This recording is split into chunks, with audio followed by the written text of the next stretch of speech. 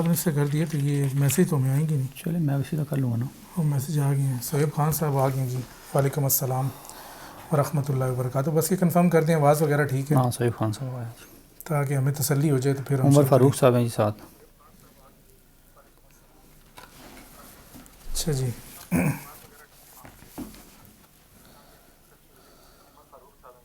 آواز اس کی بند سے رکھو نا.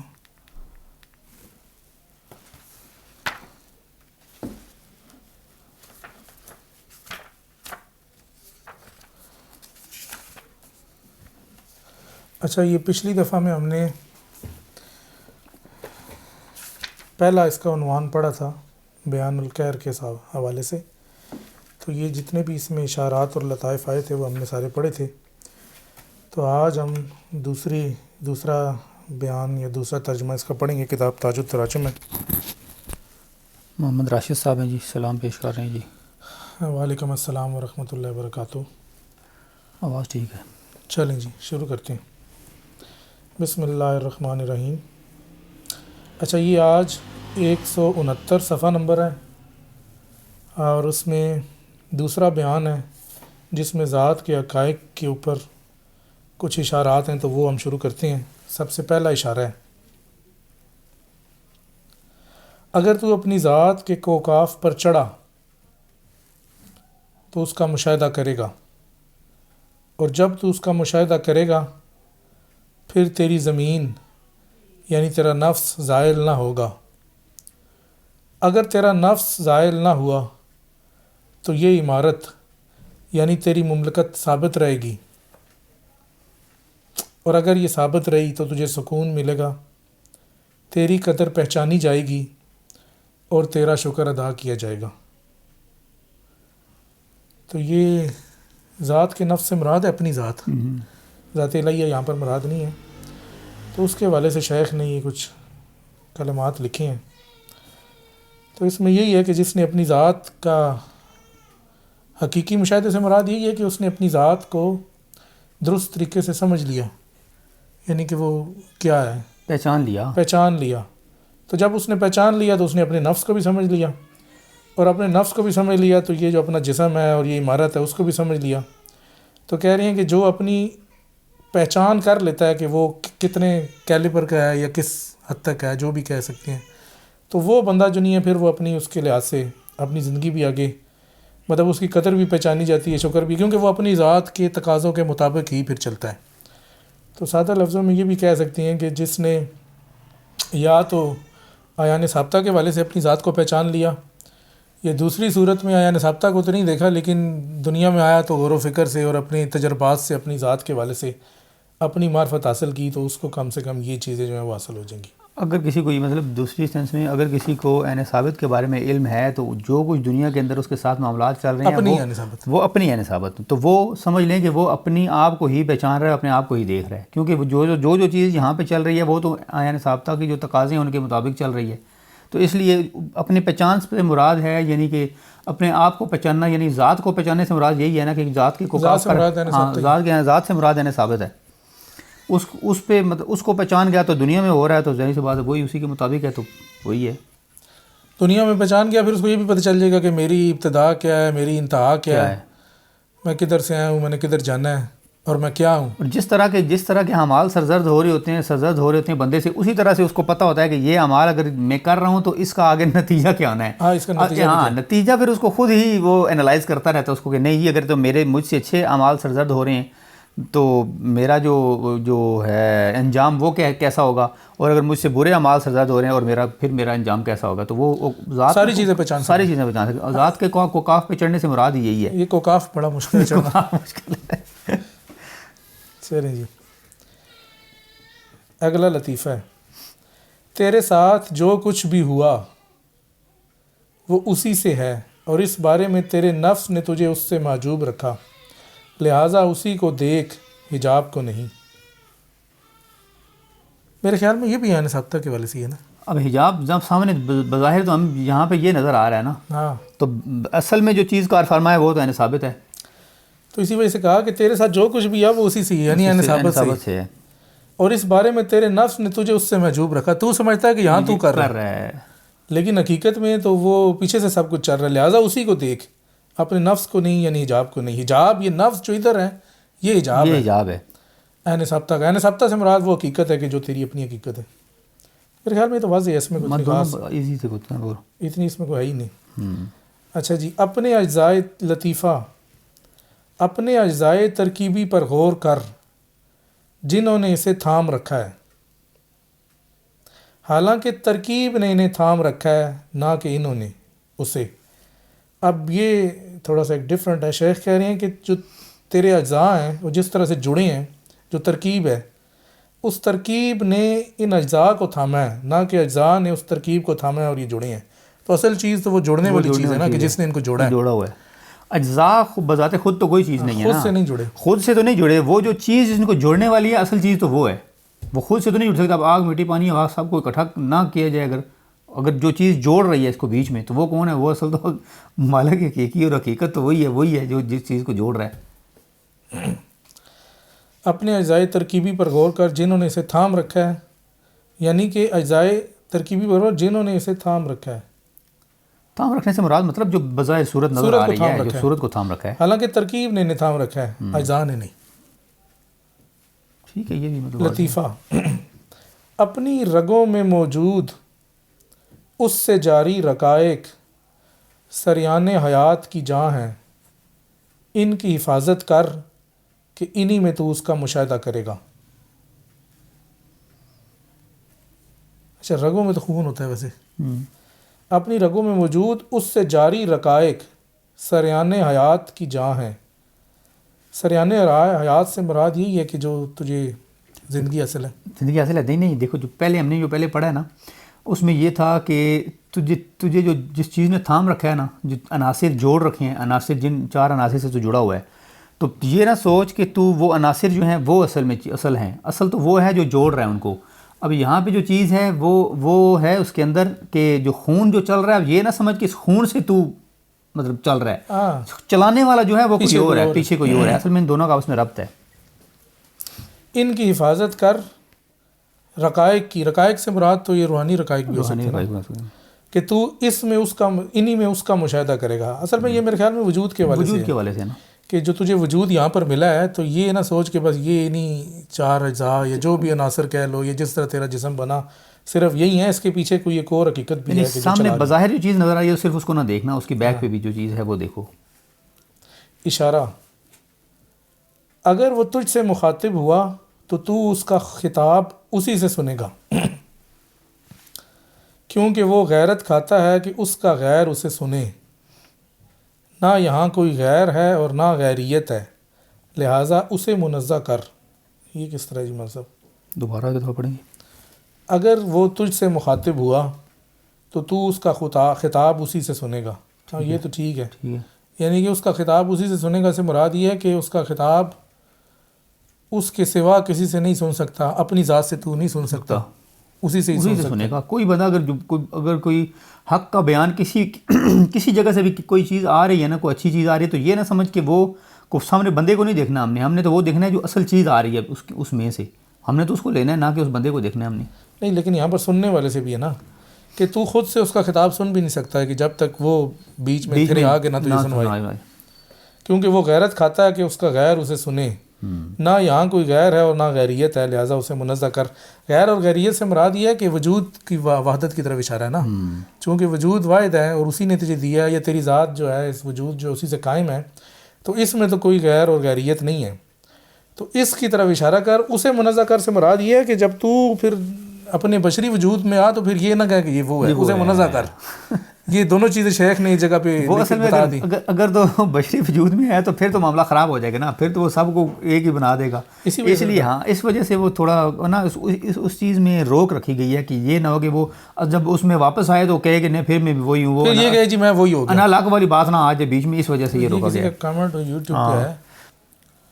چلیں جی، تو آواز کے بارے میں کوئی دوست بتا دیں. سہیب خان صاحب آپ ہی بتا دیں کہ کیا آواز وغیرہ ٹھیک آ رہی ہے. اگلا لطیفہ پڑھتے ہیں. اس کے اس قول میں غور کر کہ میں تیرے ساتھ ہوں جہاں تو ہے. انا ماں کا آئین کنتا، میں تیرے ساتھ ہوں جہاں تو ہے. وہ تجھے یہ سمجھا رہا ہے کہ اس کی کوئی عینیت نہیں، سو اگر تیری بھی عینیت نہیں تو وہ تیرے ساتھ ہے۔ لیکن اگر تیری عینیت سے مراد یہ کہ عین کہتے ہیں جگہ کو، اگر تو کسی مکان میں یا کسی جگہ میں ہے، وہ تو مکان میں نہیں ہے، تو اس سینس میں کہہ رہے ہیں کہ اس کی عینیت نہیں، لیکن اگر تیری عینیت ہے تو اس کے ساتھ ہے، وہ تیرے ساتھ نہیں۔ تو اگر مکان میں ہے تو وہ تیرے ساتھ ہونے کی وجہ سے مکان میں نہیں ہے، وہ مکان سے ماورا ہی ہے۔ کسی کا کمنٹ آیا، وہ کیا کہہ رہے ہیں؟ آواز برابر ہے سر، سہیب خان صاحب تو کہہ رہے ہیں ٹھیک ہے، ٹھیک ہے، جانے دیتے ہیں، ٹھیک ہے جی۔ اچھا جی، لیکن اگر تیری عینیت ہے تو اس کے ساتھ ہے، وہ تیرے ساتھ نہیں۔ وہ اس وجہ سے کیونکہ تو اس کو لا مکان سے نکال کے مکان میں نہ اور محدود نہ کر دے، تو یہ اس سینس میں بات ہے۔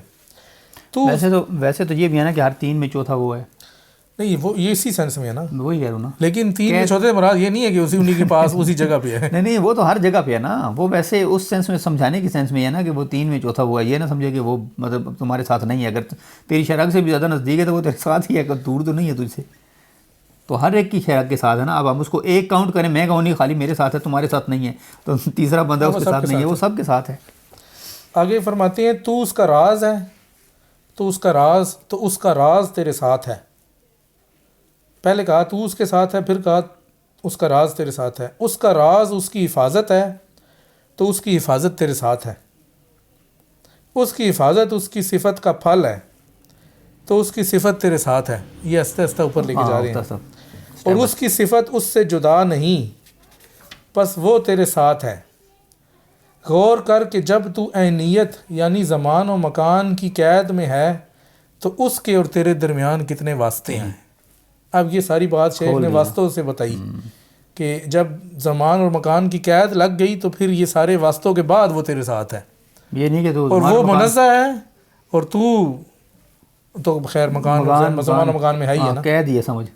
اچھا، کہتے ہیں غور کر کہ جب تو عینیت میں نہیں تو اس سے کتنا قریب ہے، پھر تو ڈائریکٹ تیرے ساتھ ہے، پھر تو ہے ساتھ ہی ہے نا، پھر تو ظاہر سی بات ہے نیت میں نہیں ہے۔ مطلب جب تو زمان و مکان سے نکل گیا تو پھر تو قرب بالکل، مانا کا قرب تو بالکل واضح ہو گیا نا۔ تو یہ تو میرے خیال میں واضح ہے، اس میں تو ایسی بات نہیں ہے۔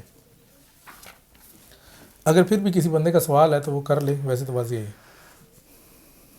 اشارہ، اگر وہ تیرے فنا ہو جانے کے بعد تجھ پر ظاہر ہوا تو اس نے تجھے اپنے ظہور سے اپنی رویت کے لیے باقی رکھا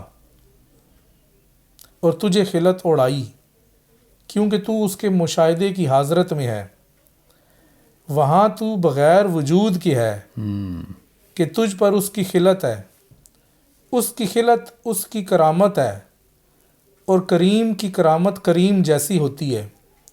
سو جس پر کرامت کا ظہور ہوا تو اس نے کرامت سے خاموشی اختیار کی اور کریم ہی کی بات کی۔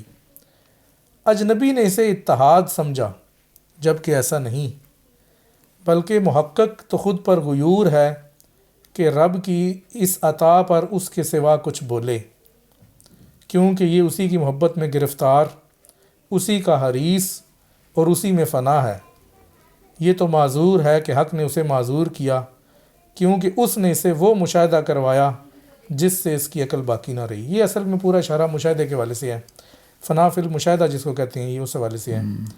اور اس میں یہ کہہ رہی ہیں کہ جب اگر وہ تیرے فنا ہو جانے کے بعد تجھ پر ظاہر ہو، ظاہر تو تبھی ہوگا کہ جب تو اپنی اس ظاہری وجود سے فنا ہوگا، تو کہتے ہیں کہ اس نے تجھے اپنے ظہور سے اپنی رویت کے لیے باقی رکھا، یعنی جب تو اپنے وجود سے نکل گیا تو تب تو اس کی رویت کے قابل ہوا، اور وہاں تو بغیر وجود کیا، عدم والی حالت جس کو کہہ لیں، عیان والی حالت کہہ لو، عدم والی حالت میں ہے کہ تجھ پر اس کی خلت ہے۔ خلت سے مراد ہے کہ اس نے تجھ پہ انعام و اکرام کچھ کیا ہوا ہے۔ یہ ظاہری بات ہے، مشاہدہ کرانا یہ تھوڑا انعام ہے، یہ بھی بہت بڑا انعام ہے، سب سے بڑا انعام ہے بلکہ۔ تجھے ٹھیک ہے، تجھ پر اس کی خلت ہے، اس کی خلت اس کی کرامت ہے۔ اس کی کرامت سے مراد ہے کہ اس نے تیری تکریم کی ہے، تجھے عزت افزائی بخشی ہے کہ اس نے تجھے مشاہدہ کروایا، دیدار کروایا، کرم کیا ہوا ہے۔ ہاں، اور کریم کی کرامت کریم جیسی ہوتی ہے۔ تو جس پر کرامت کا ظہور ہوا تو اس نے کرامت سے خاموشی اختیار کی اور کریم کی بات کی۔ اب یہ نہیں ہے کہ وہ خود کہنے لگ جائے کہ جی میں کتنا ماشاءاللہ سے کرامت کو چھوڑ کے اس نے کریم کی طرف جانا ہے، جس نے اس پر کیا اس کی کرم جو جس نے کیا ہوا ہے اس کی گن گاتا ہے گانا ہے نہ کہ وہ کہے نہیں میرے پاس تو بڑی کرامت آ گئی میں بھی بڑی چیز بن گئی میں. ہاں میں تو شاید ابھی کر رہا ہوں. یہ کسی کا کامنٹ آیا سوال. یہ عمر فاروق صاحب ہیں جی، وہ سلام پیش کر رہے ہیں. وعلیکم السلام ورحمۃ اللہ وبرکاتہ. اجنبی نے اسے اتحاد سمجھا جب کہ ایسا نہیں. اجنبی نے اس وجہ سے اتحاد سمجھا کہ تو بغیر وجود کیا ہے اور وہ وجود کیا ہے، تو اس نے کہا دونوں ایک ہی ہو گئے ہیں، حالانکہ ایک نہیں ہوئے. تو بغیر وجود کے عین کی حالت میں اپنی حقیقت پر ہے اور اس نے تجھے اس میں اپنا دیدار کروایا، جو بھی کچھ کروایا. آگے کہتے ہیں بلکہ محقق تو خود پر غیور ہے کہ رب کی اس عطا پر اس کے سوا کچھ بولے. اس کے سوا کچھ بولے مطلب محقق تو ہے، وہ تو ظاہری بات ہے کہ جب رب نے اس پر عطا کی ہے تو وہ تو رب کے گن نہیں گائے گا نا. اس نے یہ تو نہیں کہنا کہ جی دیکھیں میں تو بڑا ماشاءاللہ سے ولی اللہ بن گیا ہوں اور اب مجھے دیکھیں کرامت بھی مل گئی ہے اور مجھے تو دیدار الہی بھی مل گیا ہے. تو وہ اپنی بات تو نہیں کرے گا، اسی کی بات ہی کرے گا، کیونکہ یہ اسی کی محبت میں گرفتار ہے، اسی کا ریس ہے اور اسی میں فنا ہے. یہ تو معذور ہے کہ حق نے اسے معذور کیا. معذور اس سینس میں ہے کہ آگے فرما دیا کہ اس نے وہ مشاہدہ کروایا جس سے اس کی عقل باقی نہ رہی. جب اس کی مشاہدہ کروایا اور اس میں فنا ہو گیا تو پھر اس کو ہوش تو باقی نہ رہا. جب ہوش باقی نہ رہا تو پھر تو اس کو جو چیز نظر آ رہی ہے اس نے وہی چیز بیان ہی کی. لیکن پھر جو چیز عقل سے مراد یہ نہیں ہے کہ وہ پاگل ہو گیا، عقل سے مراد یہ ہے کہ اس موقع پہ اس جگہ پہ وہ مشاہدے میں اس حد تک مطلب فنا ہونے سے مراد اس قدر مشغول ہو گیا کہ اسے کسی چیز کا ہوش نہ رہا، اپنا ہوش بھی نہ رہا. ہاں پوری کائنات میں سے کسی چیز کا ہوش نہ رہا. یہ نہیں کہ وہ فنا ہی ہو گیا وہ ختم ہو گیا. یہاں سے فنا کا مطلب یہ نہیں ہے، کیونکہ ہم ابن عربی رحمۃ اللہ علیہ کے نزدیک فنا کا مطلب یہ نہیں ہے. ہم کہتے ہیں نا جی وہ فنا ہی ہو گیا. فنا سے مطلب ہم سمجھتے ہیں فنا سے یکسر ختم ہو جانا، مٹ جانا، کوئی چیز کچھ نشان باقی نہ رہنا. لیکن یہ جو فنا ہے اس میں یہ ہے کہ اس کو ہوش نہیں رہا لیکن اپنی جگہ پہ وہ قائم ہے. اب ایک انسان ہے، اگر اس کے اوپر اگر اللہ تعالیٰ کی کوئی تجلی ہوتی ہے تو اس کا عقل کا پیمانہ پھٹ جاتا ہے. وہ اپنی جگہ پہ تو موجود ہے لیکن اس کے مشاہدے میں ہے. وہ تو یہی سمجھ رہا ہے شاید میں وہ اس کا اپنا کوئی ہوش نہیں ہے لیکن وہ ایک مشاہدہ کر رہا ہے. تو یہی ایک کنڈیشن یہاں پہ بھی بیان کی جا رہی ہے کہ یہ نہ سمجھا جائے کہ وہاں پہ وہ انسان بالکل ختم ہو گیا اور فنا ہو گیا اور پھر اس نے حق کا مشاہدہ کیا. یہ نہیں ہے. وہ اس کی اپنی حقیقت بھی موجود ہے لیکن پھر بھی وہ ساتھ اس کے حق کا مشاہدہ بھی کر رہا ہے. ہاں لیکن عدم والی حالت میں. ایک اور صاحب سلام پیش کر رہے ہیں. یہ جسمین عظمت صاحب سلام دے رہی ہیں جی. وعلیکم السلام ورحمۃ اللہ وبرکاتہ. اچھا جی اگلا لطیفہ اور یہ آخری لطیفہ، اس کے بعد ان لطائف اور اس اشارے کے حوالے سے جن بندوں کے کوئی بھی سوالات ہوں تو وہ کریں. 2-1 منٹ کا ہم وقفہ لیں گے تو اس کے بعد اگلا شروع کریں گے. لطیفہ: اے منکر، تو جو اس محقق کی عقل گم ہونے کی بات کرتا ہے، یعنی کہ منکر کہتا ہے یہ دیکھیں جی اس کی تو بیچارہ عقل گم ہو گئی ہے، ہوش ہی کھو بیٹھا ہے. شیخ فرماتے ہیں تمہاری عقلیں تو اس متعال کے حوادث میں سے ایک چھوٹے سے حادثے پر ہی گم ہو جاتی ہیں. کیا تمہارے لیے اس میں غور و فکر نہیں؟ اس کے مجنو بھی کتنے خوش بخت ہیں، وہ اس کے خاص بندے ہیں کہ پہچانے بھی نہیں جاتے.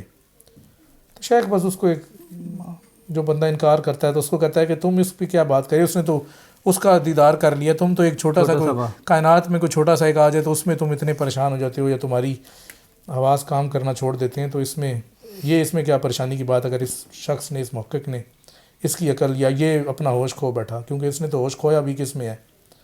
تو یہ تو اس کے خاص بندے ہیں جو پہچانے بھی نہیں جاتے. تو یہ اس کا تعلق اوپر والے کے ساتھ ہے نا، اس کے ساتھ دونوں کا آپس میں تعلق ہے. تو یہ پہلا اس کا تھا. تو 2-1 منٹ ہیں، اگر کسی بندے کا اس حوالے سے کوئی سوال ہے تو وہ، لیکن اشارے کی طرف بھی اشارہ کرے. کس اشارے کا سوال ہے؟ اشارہ اور لطیفہ جو بھی ہے نا، جو اشارہ ہے اس کا بتائیں گے کہ فلاں نمبر اشارہ ہے اور اس میں یہ جس میں بات ہو رہی ہے تاکہ ہم اس کے مطابق جواب دینا. اب یہاں پہ تو ہم 3-4-5 پڑھ چکے ہیں تو پھر ہمیں وہ سمجھنے میں مشکل ہوتی ہے.